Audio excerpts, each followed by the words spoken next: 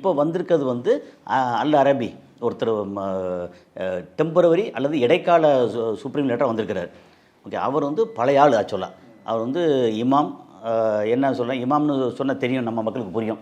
எப்படின்னா மத தலைவர் ப்ளஸ் வந்து ரிலீஜியஸில் வந்து ஏஐ டெக்னாலஜி யூஸ் பண்ணணும்னு சொல்லி கொண்டு வந்தாள்.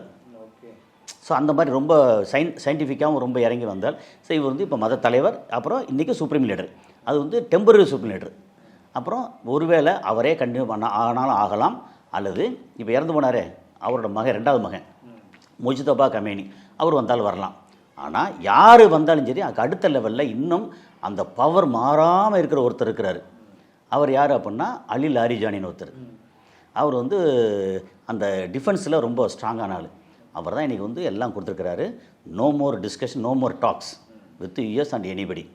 நாங்கள் ரிட்டாலியேட் பண்ணியே தீர்வோம் அப்படின்னு பண்ணிட்டுருக்காங்க. அந்த பண்ணுறதுல வந்து இவரெல்லாம் அடித்து முடித்தாங்கல்ல, முடிச்சதுக்கப்புறம் இங்கே ஆரம்பித்தா என்ன சொல்கிறாங்கன்னா, டெல் அவீவ் மேலே ப்ளஸ் வந்து பீர்ஷேபான்னு சொல்லி அங்கே சவுத்தில் இருக்கிற நகரம், அப்புறம் வந்து ஹைஃபா, மெயினாக வந்து டெல் அவீவ் பேரேஜ்னு சொல்லுவாங்கல்ல, மழை பொழிகிற மாதிரி, இவங்க வந்து மிசைலை வச்சு பொழிஞ்சிருக்காங்க.